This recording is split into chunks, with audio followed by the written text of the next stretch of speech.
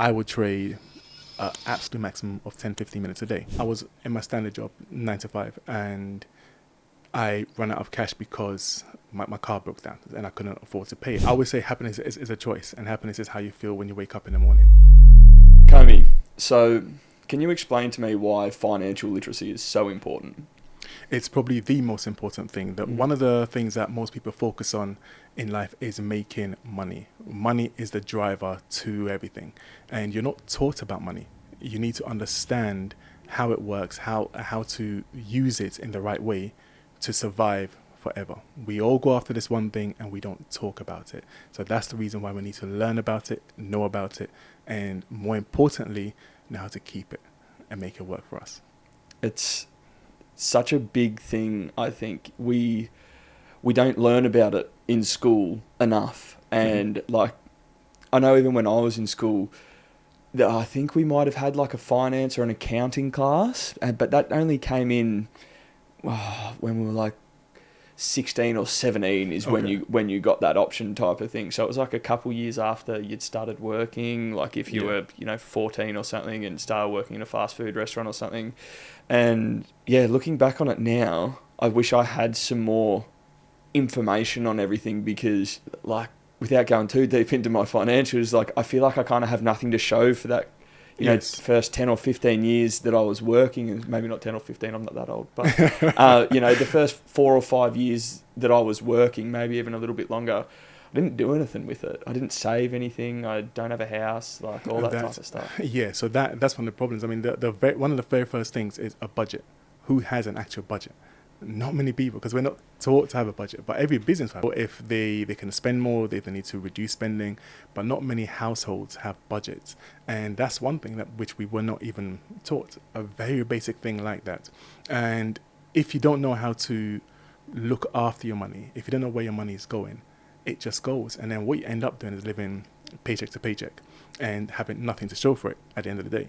So, and I didn't come to this realization till I was close to 30. Because I hit all the financial goals that I wanted in terms of salaries, but there was still nothing to show for it. And I asked myself, why is that? And that's what got me on the journey of finding out how to make money, how the wealthy make money, how they keep money, and more importantly, how to not work. Yeah, that's almost like the goal in life, isn't it? To not work. Yes. Would you be able to give me a little bit of a backstory on like what you did? Is it kind of typical go to school, go to university type of stuff? If you could just quickly run through that. Yeah, for sure. So I went down the traditional route first. I went to school, went to university. I studied computer and information systems, got my degree, wore my hat, graduated. Everyone's happy, family's happy. Yeah. You can only learn what your parents know, right? So that's what they know to be successful, is get a good job after university. So I did that, and I got a good job for a decent company, and I was there for a few years. And every financial goal I set with them, I got, I hit. I said, I want to earn, 30K, 40K, whatever it is. I hit that goal. So I had the traditional upbringing, I had the traditional education, and I had the ultimate white collar job type thing, right? So I wore my powerful suit with my red tie, my blue tie sometimes. I was in London sometimes. Fantastic. Everything was just right, and we were a typical middle class family. So we won't struggle for paying bills, but when things go up, you feel it a bit. When you have to pay extra £100 a month, or it's a bit of you got to now start readjusting. So it was very, very comfortable, but also uncomfortable. I was very uncomfortable being comfortable in that position. I thought, no, that's not quite right. Yeah. I love that feeling and that epiphany of just like, there's got to be something more than this, because I say it a lot, but it's like doing the 9 to 5, or like being in a westernized country like Australia or the UK or something like that. It's very like, I personally felt like it was Groundhog Day. Like, you might be doing something different between the hours of 9 to 5, but you go to work, you wake up, you go to work, you finish work, you come home, you do your life admin, and then you're too tired to do anything else, so then you go to bed, and then you do it again.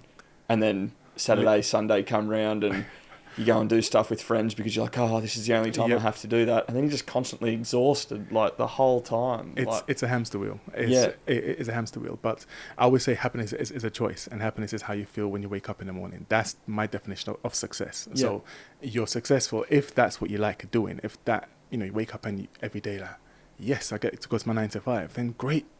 You've achieved it, right? Yeah. But for me and many others I know, that's not quite it. When they wake up and you have to go to work, you're thinking, I don't want to today. Whatever the case is, right? It's just not quite as fulfilling. So to get to the position where we've got to now, many years later, it's working is optional.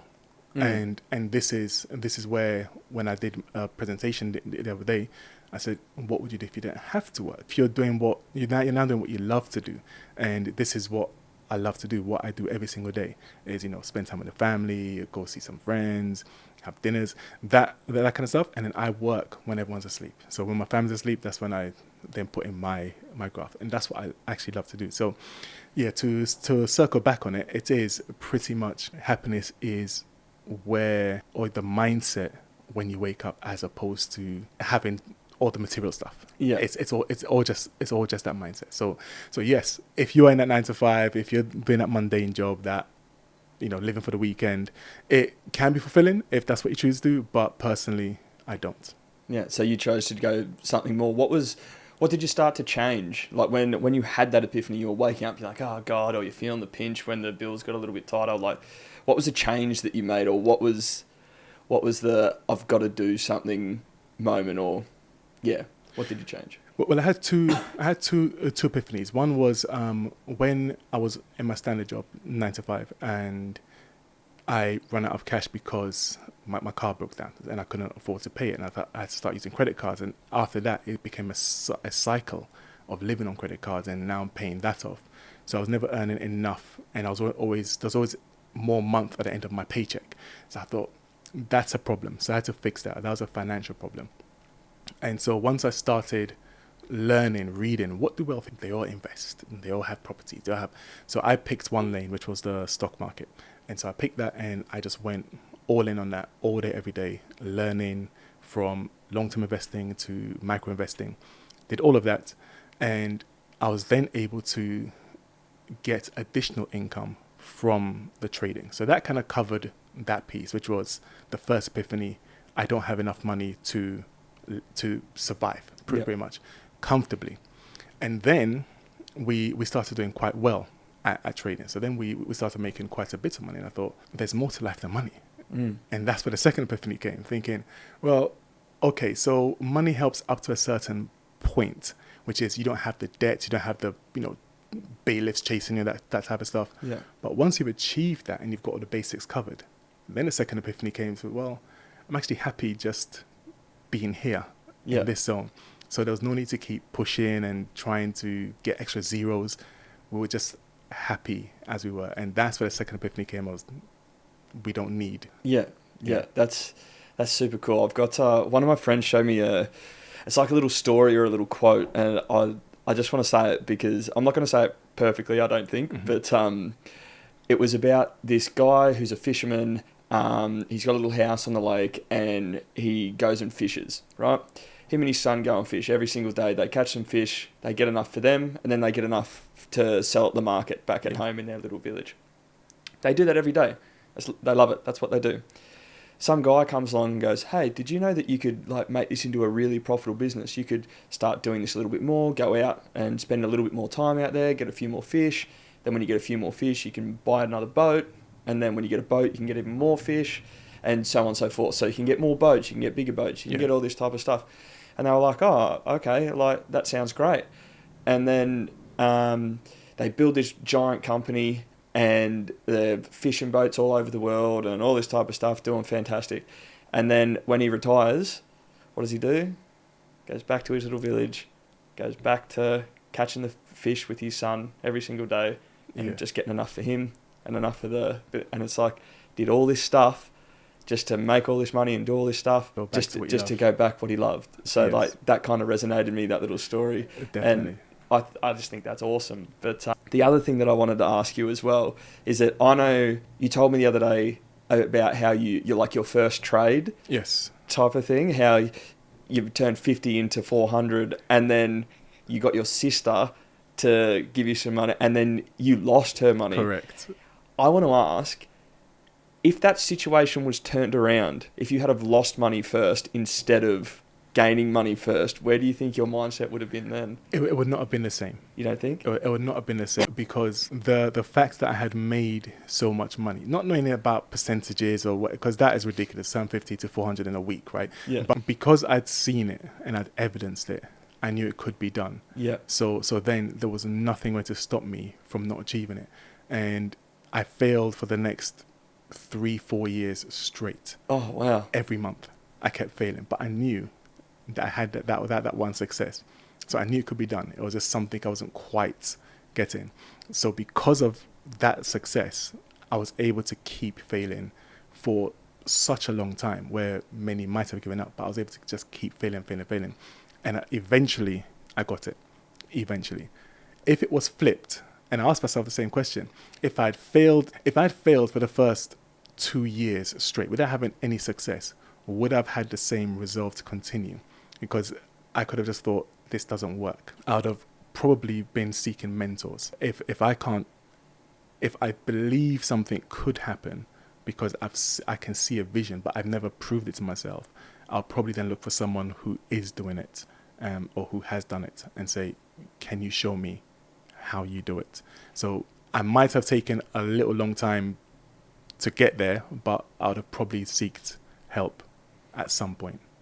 I definitely think it's the way to go now, though, because like there's so many people out there doing it, and offering courses or offering mentorship or something like that. It's like realistically, like probably when you started, there probably wasn't anyone out there to be able to help you. There wasn't. And then there's almost no excuse not to, like, and it goes with anything, not just financial. I think that there's so many people out there that investing in yourself is just such a massive thing to be able to do. Correct. So correct. The thing I find these days is there is a huge number of mentors. So you have to find the right mentors, and you need to find the ones with the right intentions. Because in my world, in the trading investing world, it's a minefield out there. When I deliberately click on every advert I see that has a word I don't understand or I'm not familiar with in the trading space, I'm not arrogant enough to think I know everything. So if there's something I could learn from someone else, I'll buy a course and I'll do it. And what I found was, from 2016 till COVID, I used to purchase two courses every year, just to try and find out anything that I don't know. Little nuggets somewhere. Just spark a light bulb, and I can go down and find out. And what I found was 95% of all the courses that I bought, the people actually teaching didn't have history or couldn't prove that they could do it successfully in the markets. They probably heard something and then regurgitated it, and then a very good advert, a very good campaign, and I was in. So it is really important to find the good mentors, but there are good mentors out there, and the perks with good mentors are it's going to save you so many years of lessons. I'm thinking if I had a good mentor, that's 4 years I could have saved. Because I could have just gone straight in day one, don't do this, don't do that, this is what we need to do, and do it. So the mentors are really important, and in this day and age, whether it's the podcast mentor or whoever it is, as long as they are a solid mentor, it's such a cheat code, and it's something which I would definitely say you need to invest in, because that's investing in yourself, rather than going to spend money on any random gift. Spend it on yourself, invest in yourself first by going to a decent mentor, absorb the knowledge, learn, put the time in, and you will get those results. I definitely found that as well. Like I got my first mentor in November last year, and I was lucky enough I got two for the price of one type of thing. But it just so dramatically changed my life and the way that I do things and the way that I view, and just being able to ask the questions and get them answered almost straight away, like all that type of stuff, instead of pondering and watching 400 YouTube videos and trying to piece it all together type of thing. And exactly like you said, like I was kind of lucky that the mentors that I first had are so fantastic type of thing that I'll probably stay with them for as long as I can, type of thing, because I'm just getting so much value out of it. And I don't think they're growing as well at the same time as me. Yeah. So I don't think I'll hopefully outgrow them one day, but I don't think I will, or not anytime soon anyway. So I think that's good as well if you find someone that's still growing and learning and stuff themselves, because you only need someone who's kind of a few steps ahead of you, or maybe more than a few steps ahead, but like, let's say they're 10 steps ahead of you, because you can still catch up. So for sure, I definitely think that's awesome. But if we circle back around to financial literacy and about budgets and just all that type of stuff, what are the things that you think people definitely should look out for or go try and learn about? I would, first thing I would say is we need to look at the income versus the expenses, your actual budget. And I keep it very simple. I tax myself first. I tax my future self first. So 10% of my income has to go to an investment.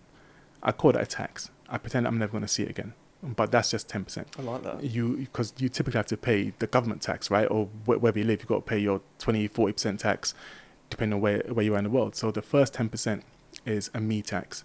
That just goes to somewhere, which we'll discuss in a second, but that just goes somewhere for my future. I might see it again, I might not. Taxes you never get back. So that's just how I look at it. Then I live on the rest.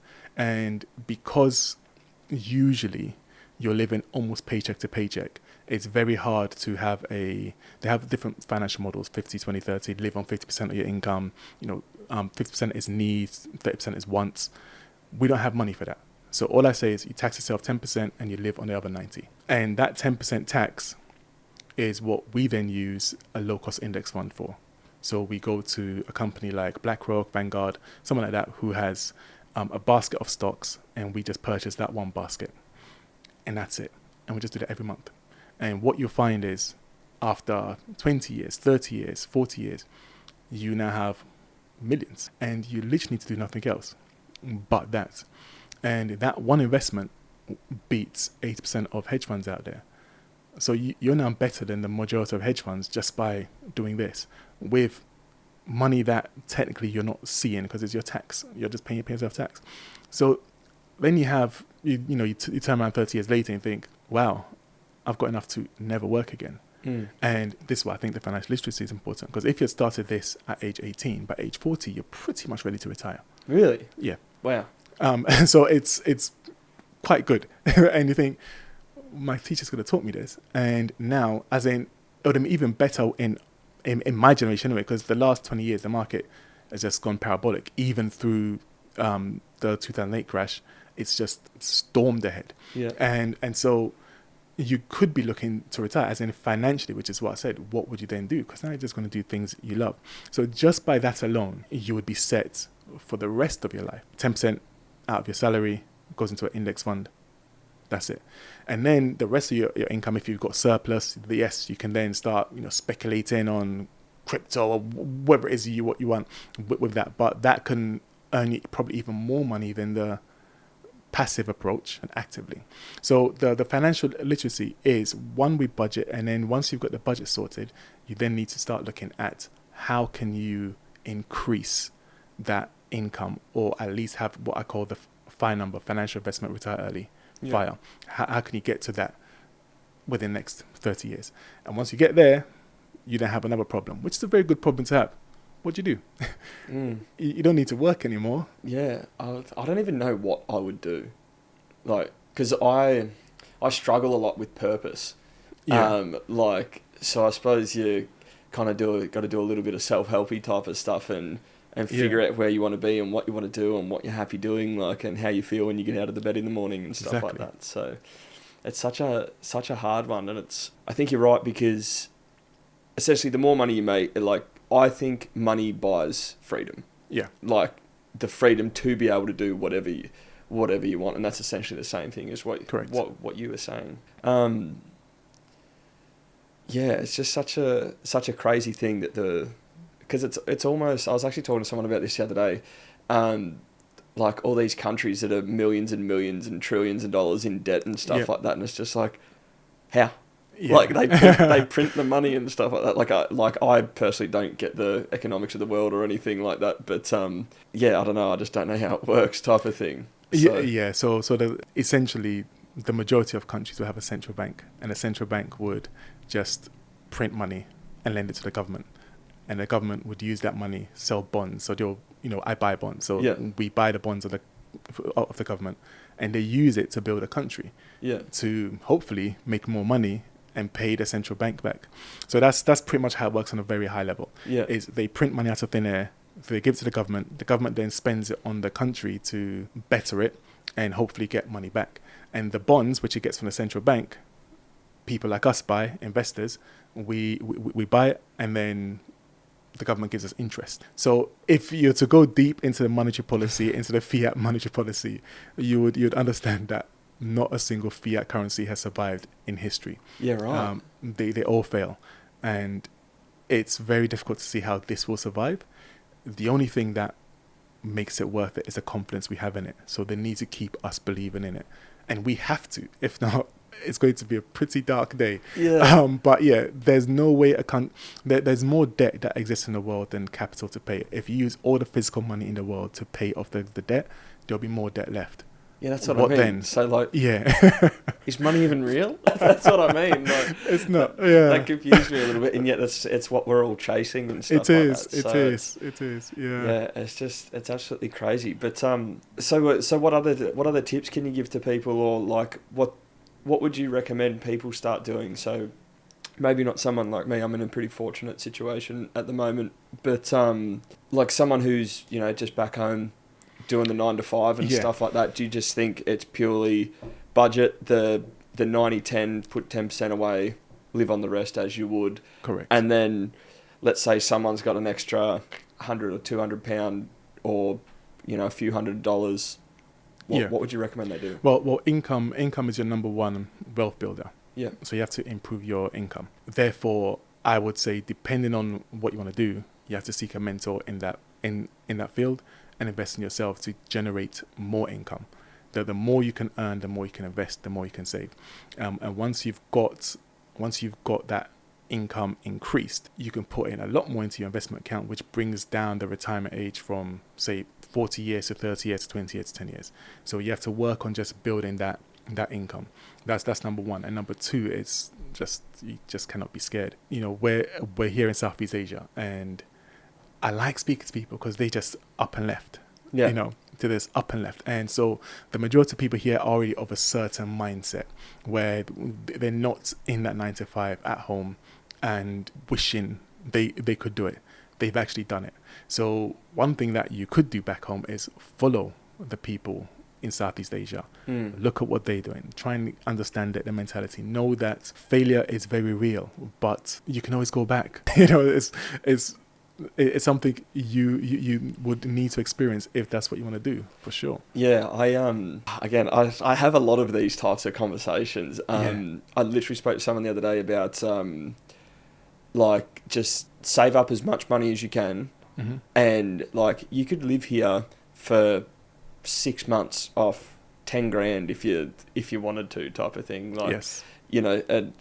It's somewhat a lot of money, but also I feel like it's super achievable to be able to go like, I want to change my life. Yeah. Or I want to try. Yeah. I think that's like the biggest thing. And another thing that I've been living by lately is action is the cure to my anxiety. Yes. So just doing it. Just get it done. Just get it done. Like, because I'm a super anxious person. I'm actually diagnosed with local anxiety disorder. Okay. And just overthink and like all this type of stuff. And I feel like until I broke through that kind of wall of just, oh, no, I can't do that. What if this happens? Or what if that happens? Yeah. Like, I had a mate who did exactly what I said just before, actually. He saved up some money. I'm not sure how much he saved, but he literally saved up, quit his job, moved over here. I think he was only here for 2 months, or he might have been here for 4 months. He might have gone home and come back.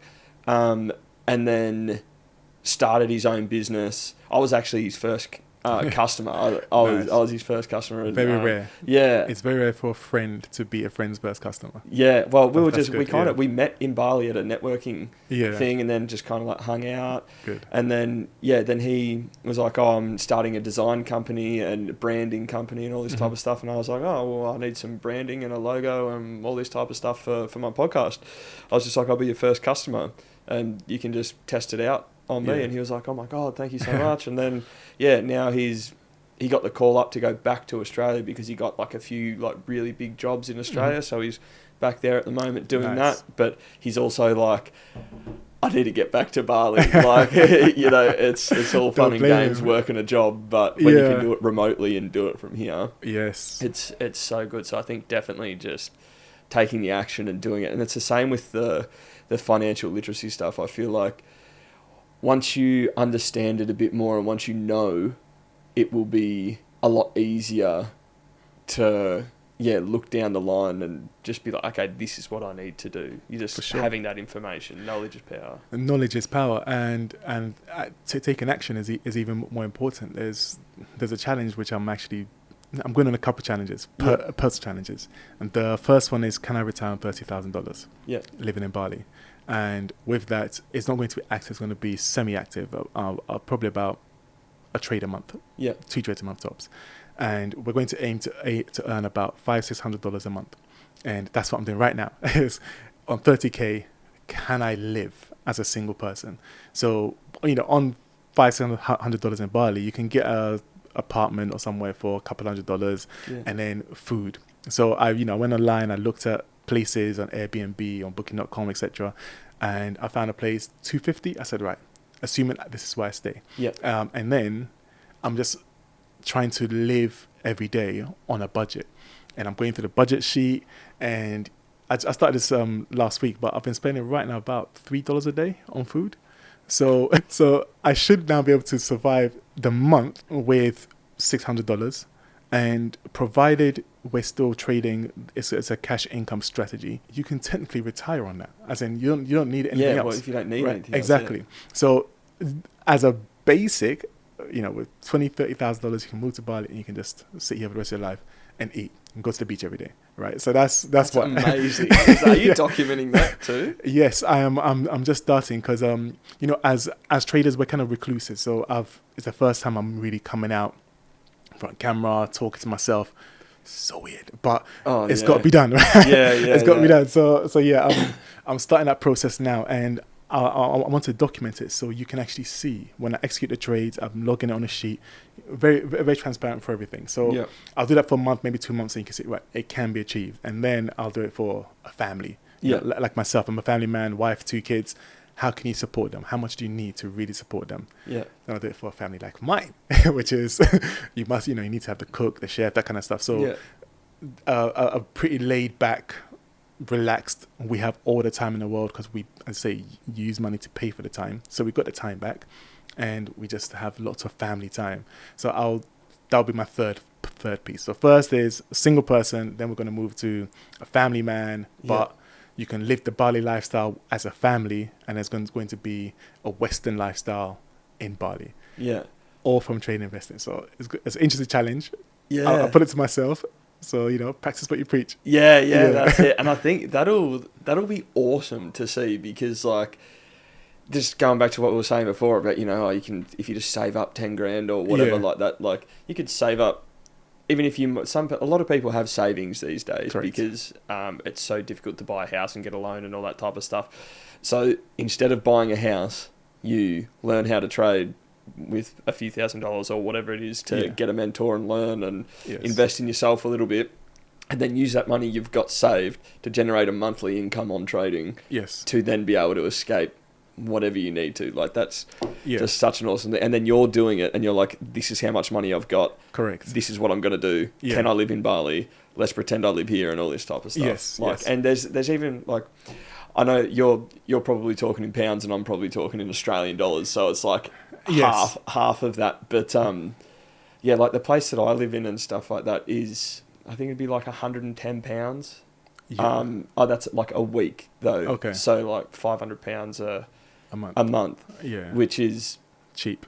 cheap, like Free. but yeah, it's basically free. Yeah. Like it's nuts. So, and I've been trying to live like not scarcely or anything like that, but like I don't cook, I don't clean, I don't like. I'm basically living like a king type of thing. You and know so what you I should. mean? And it's crazy actually. The one thing that I love about being over here and how cheap things are and how different it is to back home is that they have people that do the cooking and the cleaning. They have people that do your laundry, like make your bed, like just absolutely all the little life admin stuff that when we were going back to the start of the conversation, how you do the 9 to 5 and then you wake up, you make your bed, you get home, you cook your own dinner, and then you have to meal prep your lunch for the next day or whatever it is, because you can't just go buy everything all the time back home.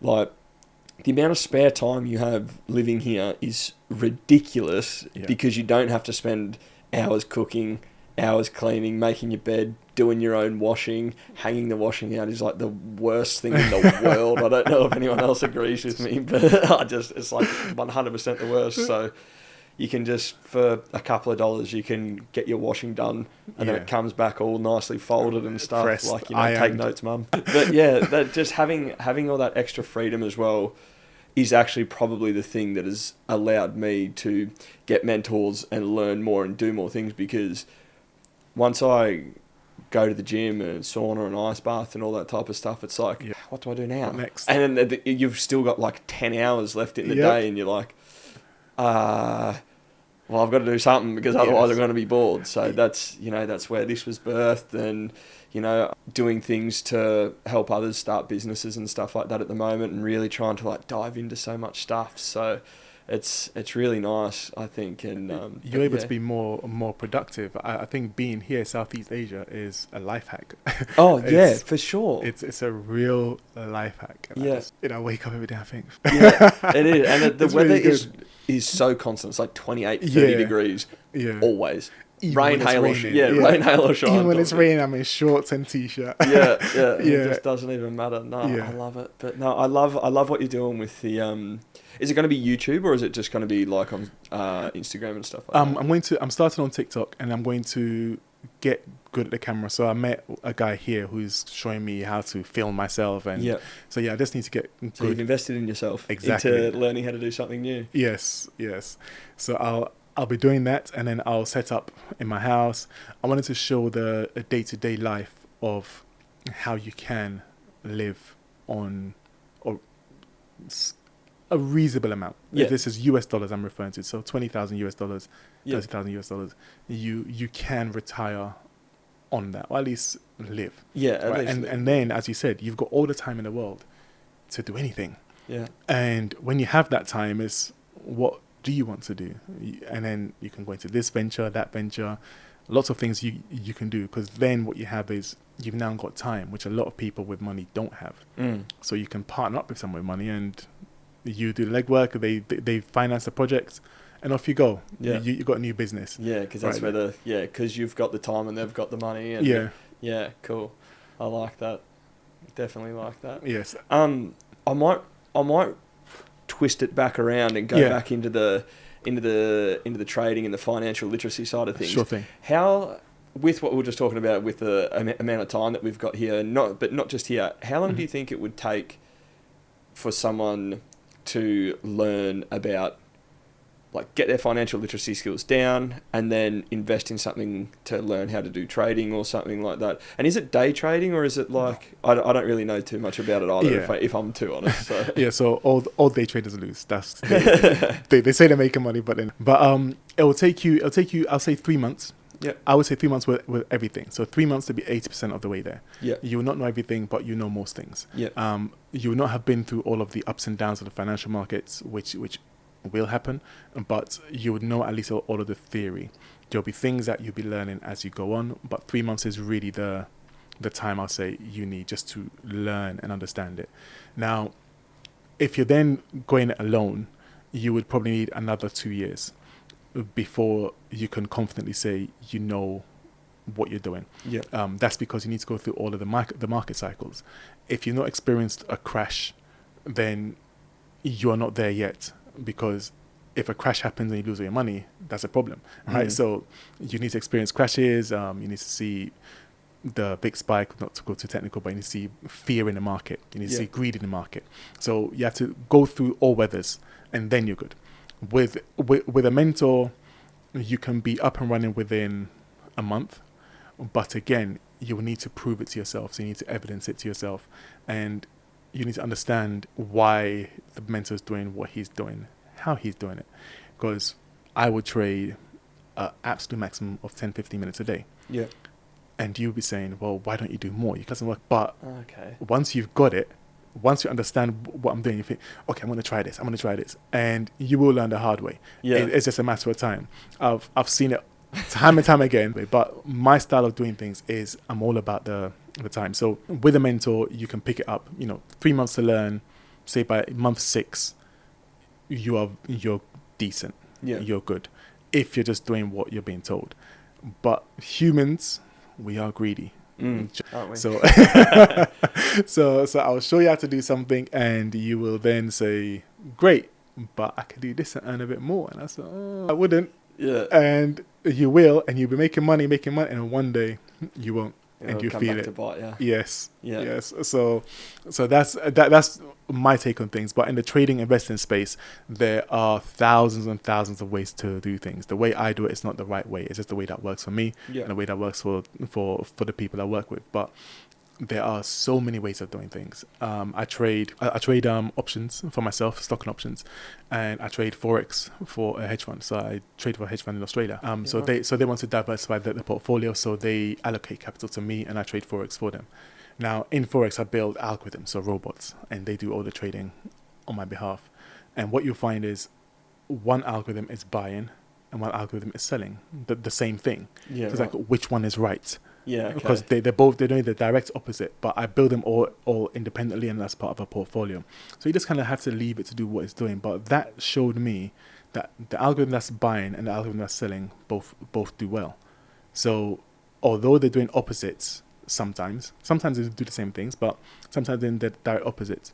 It just tells me that if you've got a strategy and it's completely different to mine, it could still work. So I'm definitely not saying mine's the way of doing it. It just works for me, and I know we built so many systems that I know not one system to work forever. And it's just, you might have something that's working great, do it.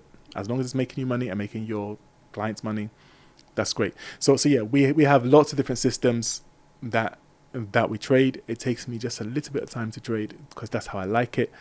But that said, I spend a lot of time just testing, building, learning. It's my addiction. I just love it, right? So although I'm just trading for a couple of minutes a day, I'll still be in front of my computer for 5-6 hours just trying to build a new system and testing. Oh, maybe I could do a little this, I could do that. It's just fun. Yeah, nice. It's sorry. Sorry. It's super, super interesting because for me, like I've dabbled in a little bit of like trading and stuff like that. Like in Australia, I've got like one of the little accounts that you put money into that you can buy into the forex and all like all that type of stuff. I dabbled in crypto, and I think it was more luck than anything else. Yeah. Like, you know what I mean? Like just following tweets or watching YouTube videos and stuff, and then I kind of like hit a bit of a jackpot, and I was like, ooh, I made it. Yeah, and then there was like NFTs and stuff like that as well a little while back. That was an absolute scam, I reckon. It was. I did make some money off it, but I also lost quite a lot of money as well. But no one likes to talk about that stuff. But when you're trading like you do, like for 10-15 minutes a day or whatever, and like, yes, you're learning and stuff on all the back end, how does the money come out? Like, how could someone live week to week if they were trading and like taking the profits or however it works? Yeah, so you would have a retirement strategy from your trading account itself. What I did was I used to take 50% of profits out and leave 50 into compound. So every year I get a pay rise. So if I'm taking $2,000 a month this year, I've still left another $2,000 to compound. So by the end of the year, I've got an extra $24,000 that I'm trading with, and everything's done in percentages. Yeah, okay. We would always target 1 to 3% return per month. Yeah, that's it. So if you've got $100,000, you get $3,000 a month. Yeah. And that's just your income. And out of that, I'll live on 1.5. So next year, I've now got $112,000, $115,000, which means I can now maybe get 1.6. So my salary increases every single year, just because we make money every year. So that's just standard. So that's the how would you live and how do you compound and grow your income. You can just opt to live off it, which is not compound. So you get to a certain amount. That's what I'm doing now with the 30k challenges. I've got 30k. I'm just going to live off that. That's okay, but again, I'm not comfortable with not making more money. Just staying the same. Inflation is going up, so every year you lose money on your money. Hence why I don't keep money in bank accounts, because I can't have the money just not working. Every money is an employee to me, and every pound or dollars, and you have to go out and work. And so in a bank account, it's not working. So if you're doing the same, but in a trading account, just leaving it there and spending what's left, that 30k at the end of the year is now worth 29k. And then next year, 28k. It just keeps going down because inflation is eating away. It's a hidden tax. It's eating away at your money every year. So you need to keep increasing that number to keep up with that lifestyle which you're building for yourself. I love it. So it's more about the capital that's in there at the start. Like, obviously everyone's got to start somewhere type of thing.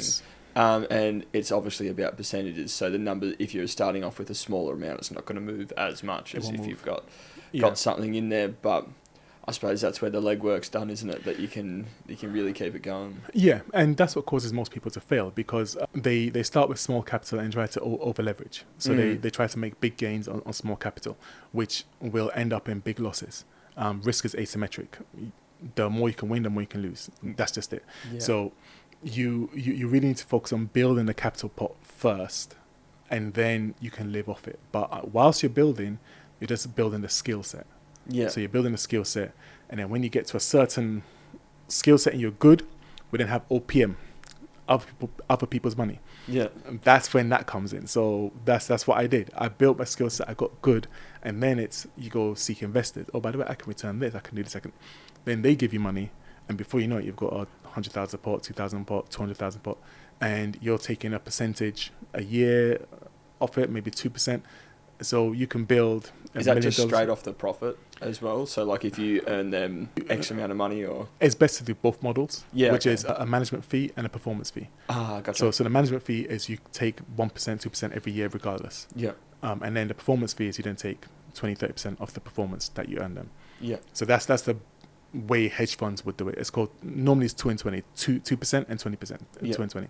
So 2% management, 20% performance. So you are then making an income off that. And then once you get to a point where you hit your personal critical mass, you don't need to run the fund anymore. You can just run your own funds. And then there's no pressures. No pressures up. Exactly.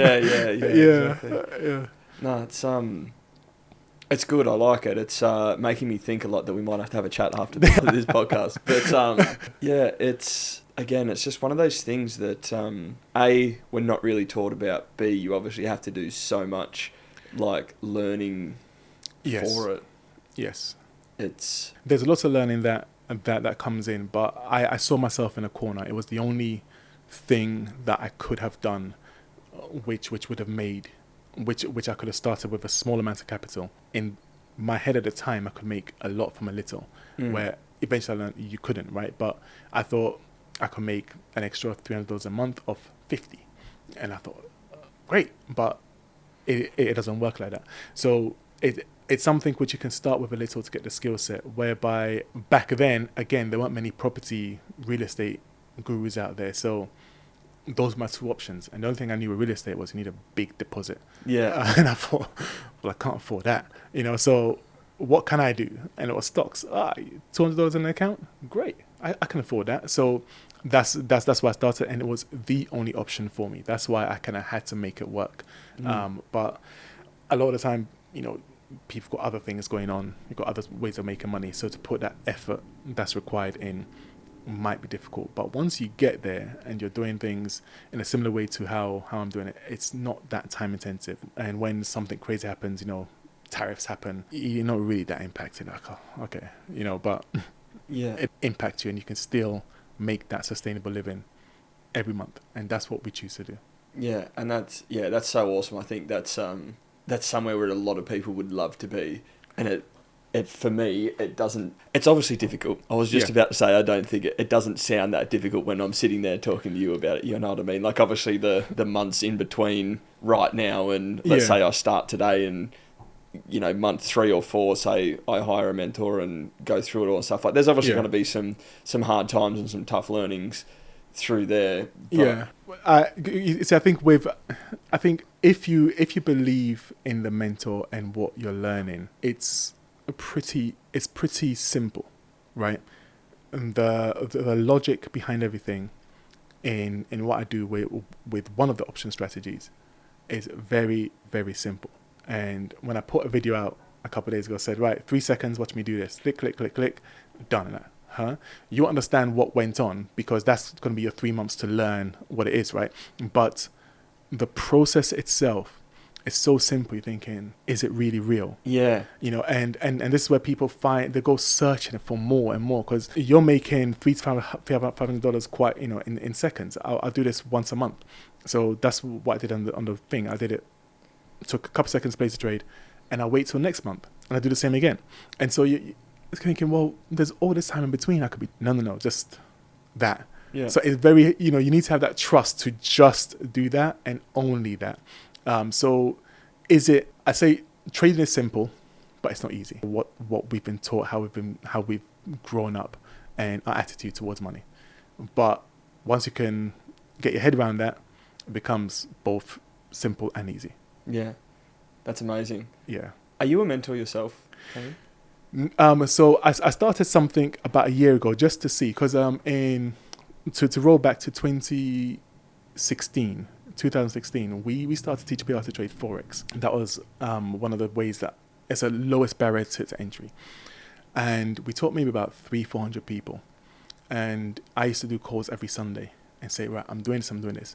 When I stopped those calls, because everyone had a 12-month program, then everyone started failing. I've shown you exactly what to do. Yeah. So that then when we started hearing, because I always have to get feedback from people. They said, oh yeah, I'm not really doing too well. They're not getting my calls. They're not seeing. I thought, oh, okay. So there's something wrong with that business model. And personally, I cannot teach you if I know when I stop, you're not going to make money. Yeah. So we stopped, and then last year, to circle back, a few friends, including myself, lost a lot of money investing in one of my friends. As I say, if it's a friend's business, I'll always invest in it. Yeah. And they were traders like myself. They run a hedge fund, and they lost a lot of money in that, and so did I. And I said, look, it sucks, man, but I can show you how to do it yourself. So I started a small mentorship group to see, can I teach them? Yeah. And it's been 12 months on, and they are doing okay without me. And I thought, great. So with options trading, which is better than Forex now because I'm able to get results for people, I said, we can do something like that. But it's not something I overtly go out and say, right, I'm going to mentor people and teach, because it comes down to the one most precious gift, time. Yeah. And because I make a living from 10 minutes a day, is there an amount of money someone can pay me to then take time out to be teaching it? Yeah. So it's a difficult one, because I also want to help people come out of it. So of any rat race and to know how to do it. So what I did was I created I kept the community going, and I said, right, you've got access to everything. Put your work in yourself, learn it. Any help you need, just send a message, and I'll record a video so I can help everyone with that question. Yeah.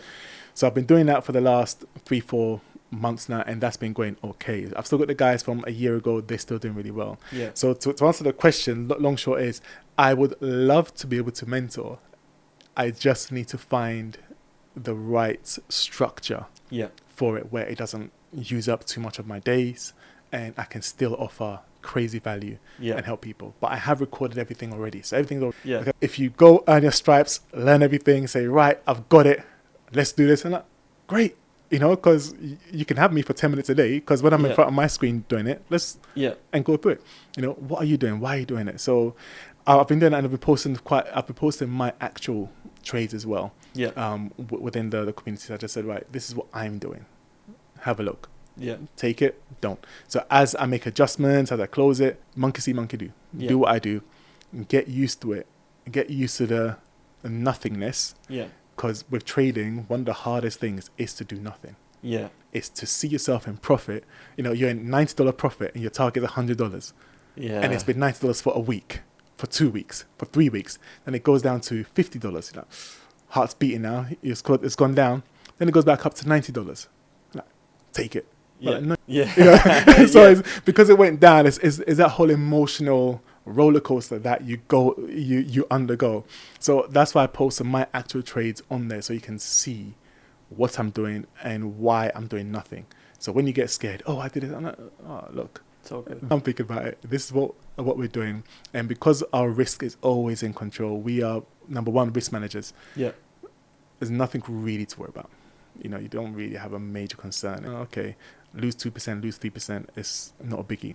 But we don't do the 20-30% losses because that's a bigger hill to climb. Yeah. So yeah, we just little and often we lose, but ultimately, like a casino, we have that small edge, and we end up on top. Yeah. Even the law of large numbers, hence why casinos have max table limits. Yeah. Right. So you don't go to a casino and they won't let you put £1 million on red, Yeah. because the probability of you winning is 48%. Yeah. So the first spin on that roulette wheel, you've got the most chance of winning. So they will not let you put £1 million on red. But if you put £1 million on 1 million trades or 1 million spins, Yeah. 100% guarantee you lose it all. Yeah. But if you do 1 million on just one spin, it's 48% chance you could win. Yeah. So we flip that with trading, where we say, well, if we take 1 million trades, we'll end up on top. Yeah. But we're not going to put all of our account on one single trade. Yeah. And so we find that sweet spot to the percentage that we like, and say, right, we could take X% risk per trade or per position or per portfolio, and that's what we do. So law of large numbers is how it works. Flip a coin, heads or tails. You might get 7 heads if you do it 10 times, Yeah. but guaranteed that's 70%. If you do it 1,000 times, it's roughly 50-50. Yeah. And that's just how we trade, just all probabilities based. Yeah. Nice. I love that. Your mindset is like, I can do this for 10 minutes a day. I can, like, you've done the groundwork, you've done the legwork, you can now do it for 10 minutes a day. It's like, yes, you want to help people because you're obviously a lovely person and all that type of stuff, but it's like, do I really want to sacrifice my time and the things that I love doing for it? So I think that's awesome. I think we might wrap it up right there with just, thank you so much, Komey. It's been unreal. The financial literacy stuff, all of the trading and all that type of stuff. I think it's just one of those things that people need to dive into a little bit more and take a little bit more risk to be able to get to where they want to go, and to be able to have the time in their day like yourself. For sure. So, for sure. yeah. Time is king. Time is king. That's it. For sure. That's all we have, technically. For sure. That's So- that's the only resource we have that's finite. So it's Yeah. running out. You can never get it back. So we just need to make sure the time you have got, you're spending with, people you actually want to spend it with. You're using it as effectively as you can. And that's what I try to do every day. Perfect. Thanks, Komey. Appreciate it, man. Appreciate it. Thanks for the invite. All right. All right. Thank you.